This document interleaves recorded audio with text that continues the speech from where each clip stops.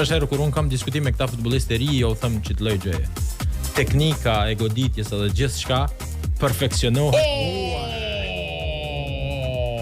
Egjiptin e përsi. Ashur 0-1 në realitet minuta e 20 e ndeshjes. Super gol ka realizuar nga distanca jashtë zonës së 16-shit. Ai ishte Ashur. Emam Ashur. Asist nga Momo Salah. Momo Salah asist që dora se e thot diçka pa bërë sot kësë lën. Ama çfarë se ti ashtuje, se s'mund të lëmë të gol. Çfarë selektori.